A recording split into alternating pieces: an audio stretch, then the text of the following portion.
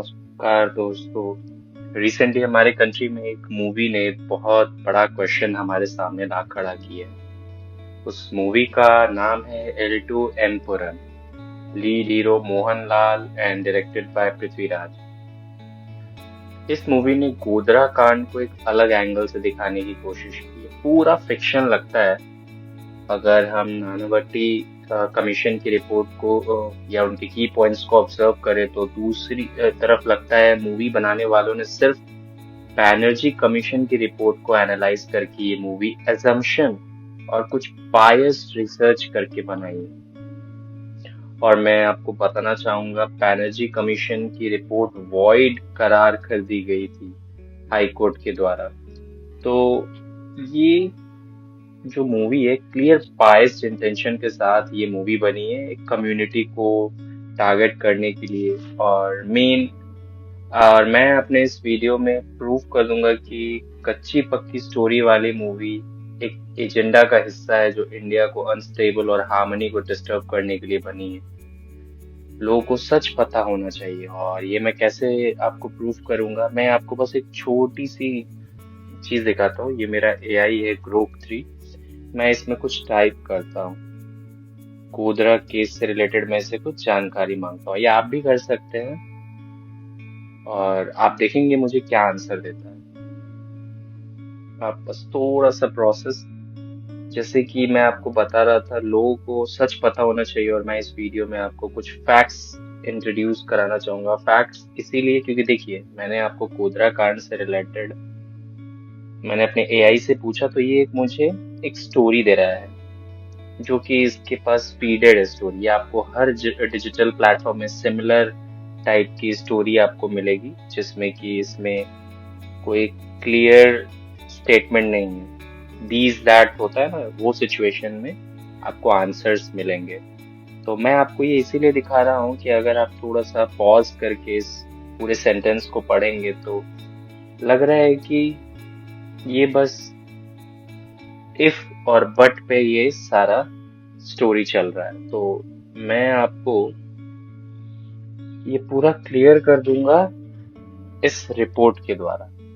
ये जो first report थी, नानावटी कमीशन की रिपोर्ट, ये मैं एक्चुअल आपको स्क्रीन पे शो कर रहा हूँ। आप ऑनलाइन डाउनलोड कर सकते हैं, ऑलरेडी पब्लिश्ड है।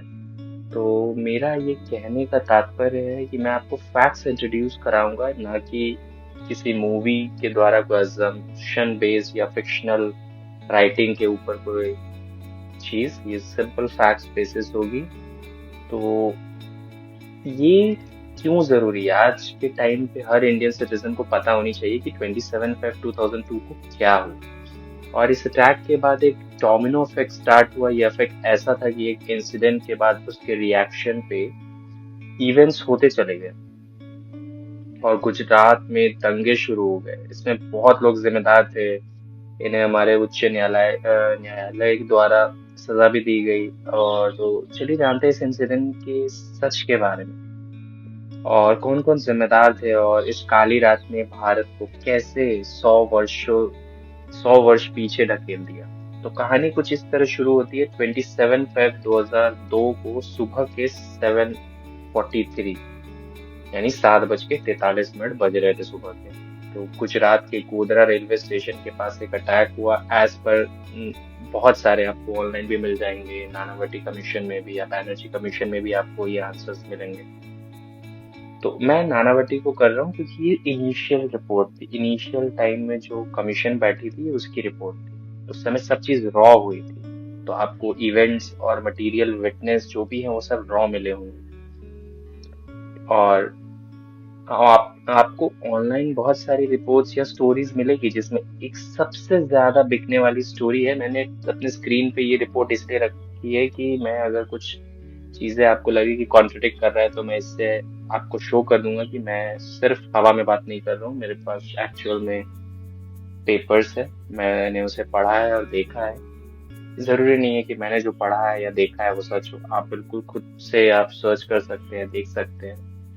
तो एक वो मैं बता रहा था फैक्ट जो है, एक इंटरेस्टिंग स्टोरी जो आपको ऑनलाइन मिलेगी। जैसे मैंने अभी आपको अपने एआई के थ्रू दिखाया कि उसके ऑन पेजेस में, उसके इंफॉर्मेशन में तो उसके पास कौन सी इंफॉर्मेशन है। तो एक बहुत ही सिंपल और बेसिक स्टोरी जो हर जगह आपको मिलेगी वो ये है कि साबरमती एक्सप्रेस ट्रेन जो अयोध्या से अहमदाबाद जा रही थी उसमें हिंदू भक्तगण और कार सेवक सफर कर रहे थे। ट्रेन जब गोधरा स्टेशन पे रुकी तो प्लेटफॉर्म पे कुछ मुस्लिम वेंडर्स और कार सेवक्स के बीच छोटी सी आर्ग्यूमेंट हो गई।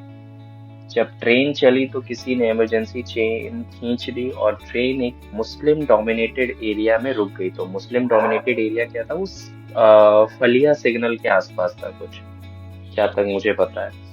यहाँ से बात बिगड़ गई। अब कहानी का मोड़ देखिए दोस्तों, एक बड़ी मॉब, लगभग एक बड़ी भीड़, लगभग 2000 लोगों की ट्रेन पे उन्होंने अटैक कर दिया, पत्थरबाजी की और फिर as per report S6 coach में आग लगा दी। इसके कारणवश आप 59 लोग जलकर मर गए। ये आप पेजेस में देख सकते हैं, नेक्स्ट आपको दिखाता हूँ।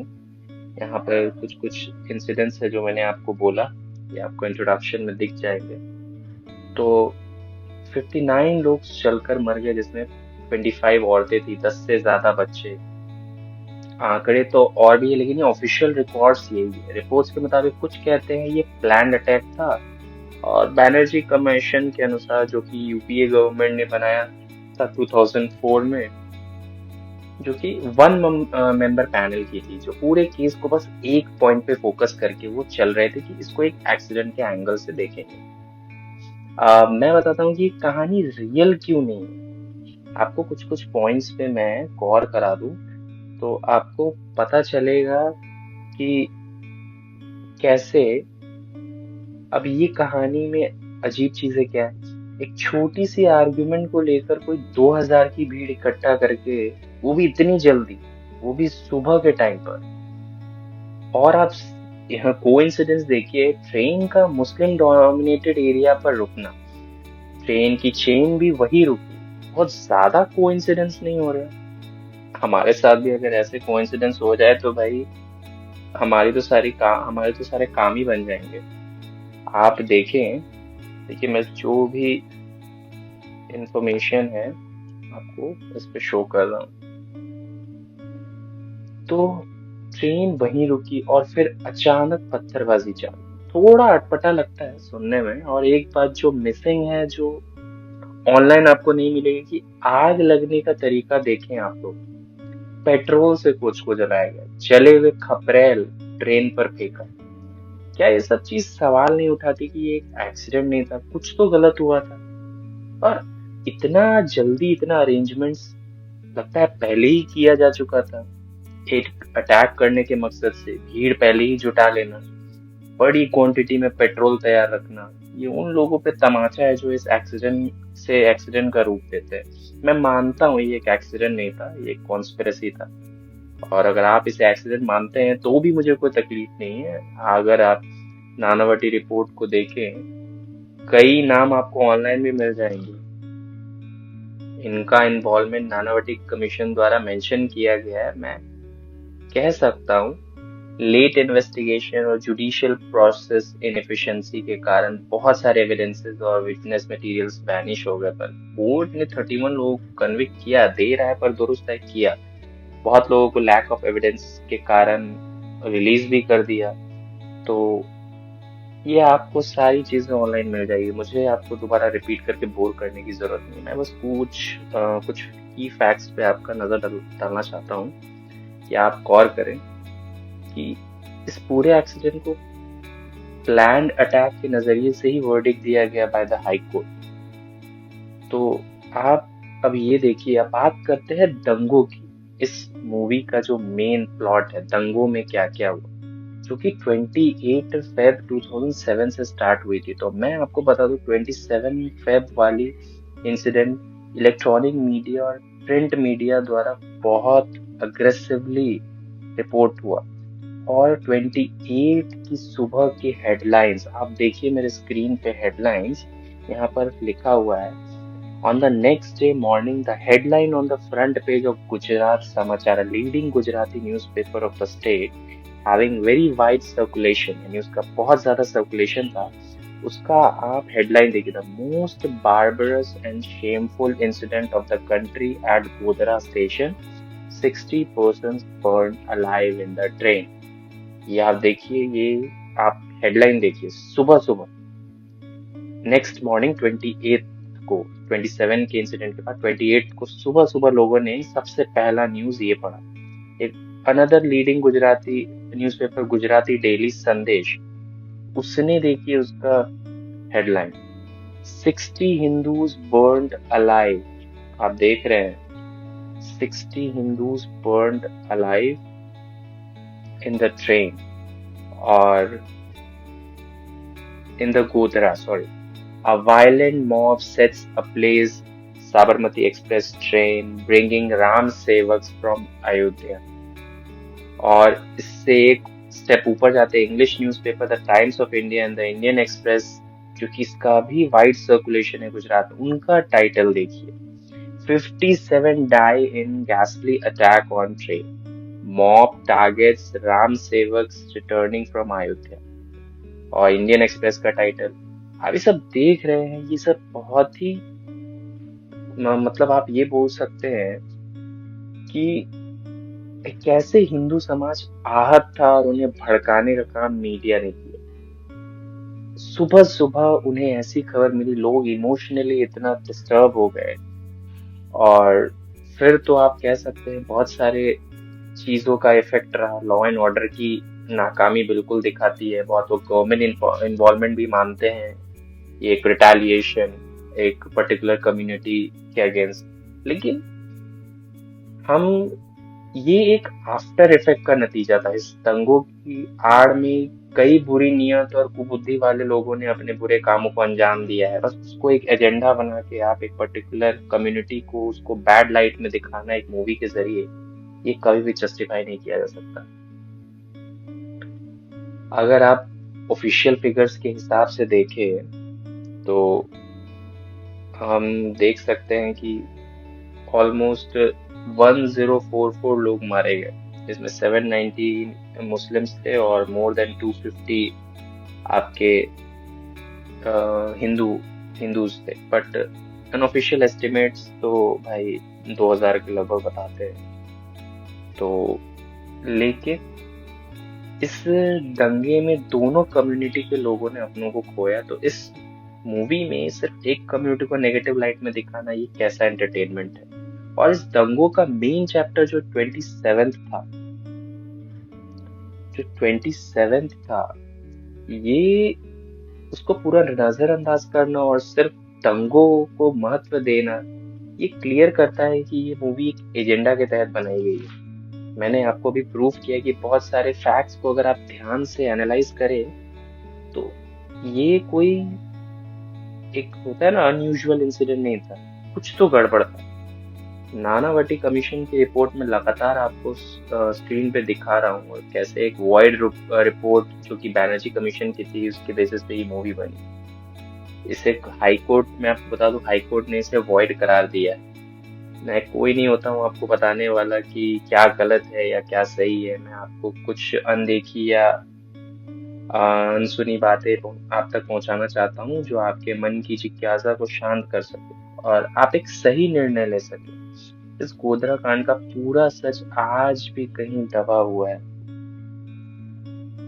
आज भी इस गोधरा कांड का सच कहीं दबा हुआ है, और हम आम इंसान सत्ता और एक एजेंडा जो भारत को अस्थिर करना और उसके बीच भंवर में फंसे हुए। मैंने आपको बस अपना नजरिया दिया जो मेरे हिसाब से सही है। आप ऑनलाइन पर कई सारे मटेरियल्स मिलेंगे, मैंने आपको शुरुआत में दिखा दिया। देखिए मेरा एआई आपको क्या पिक्चर दिखा रहा है। तो हाँ, मुझे भी लगता है कि हमारे जो इस मूवी के राइटर है उन्होंने स्क्रिप्ट पूरी एआई से ही दिखवाई है, और कुछ थोड़ा सा जो ऑनलाइन मटेरियल के बेस पे रिसर्च करके इन्होंने पूरी मूवी बनाई है। तो आप ऑनलाइन देखेंगे तो सिर्फ प्लेइंग गेम के अलावा आपको कुछ नहीं दिखेगा। मैंने आपको अपने वीडियो की शुरुआत में कहा था कि इस इंसिडेंट ने भारत को 100 वर्ष पीछे ढकेल दिया, क्यों भारत ने जिस नींव पर आजादी पाई थी वो पूरी आज तितर बितर दिख रही है। आज भी हम इंसानियत के ऊपर धर्म को देखते हैं, पर अगर हम भारत का इतिहास देखें, हजारों वर्षों से सनातन धर्म ने सिर्फ लोगों को अपनाया है पूरी तरीके से, पर फिर भी निशाना हमें बनाया जाता है क्योंकि we are so called majority. लेकिन बात तो ये भी सच है ना कि मेजोरिटी हम है तभी तो देश में डेमोक्रेसी है। वरना हम अपने आस पड़ोस के कंट्रीज की हालात तो जानते ही हैं, उनके डोमिनेंस में क्या हो रहा है, पलायन का दर कैसे बढ़ रहा है उनके देश में। पर भारत इकलौता देश है जहां दुनिया की हर जाति धर्म फल फूल रही है। बस जरूरत है सनातन को आप विरोधी के तौर पे मत देखें, उसे अपनाएं, क्योंकि सनातन धर्म नहीं है, यह एक यूनिवर्सल ट्रूथ है। और सनातन हमेशा अमर रहेगा और हमेशा।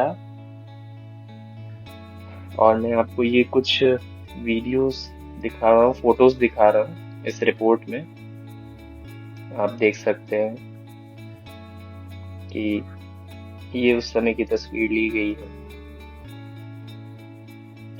तो आप ये ऑनलाइन ये रिपोर्ट आप डाउनलोड कर सकते हैं, एक और से पढ़ सकते हैं। आप पता है बहुत लेंदी है, एविडेंसेस एंड फाइंडिंग्स, इसमें सब आपको सेक्शंस मिलेंगे। न्यूज़पेपर कटिंग्स आप देख लीजिए, आपको अगर लग रहा होगा कि मैं फेक बोल रहा हूँ तो इसमें न्यूज़ कटिंग्स आप पढ़ सकते हैं, देख सकते हैं कैसे सारे एविडेंसेस इसमें मौजूद हैं इस पेपर्स में। ये देखिए द हिंदू एक्सप्रेस और फिर द एशियन एज, ये एग्रेसिवली रिपोर्टिंग हुई। तो आप देखिए यहाँ पर सब कुछ मेंशन है जो मैंने आपको बताया, एविडेंस फाइंडिंग्स में आपको देखिए। तो कैसे इस चीजों को इग्नोर कर सकता है, ये ट्रूथ है, ये सच्चाई है।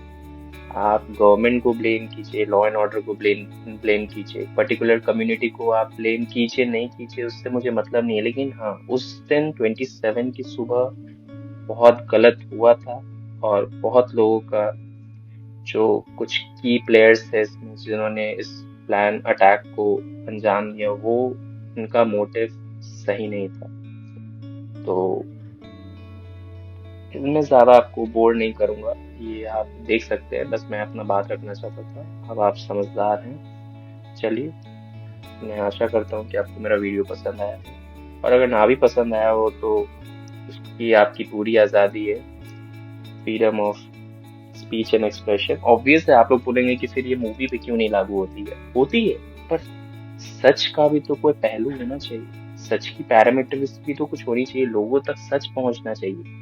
ये आधी पक्की पकाई या आधा सच कभी सत्य नहीं हो सकता।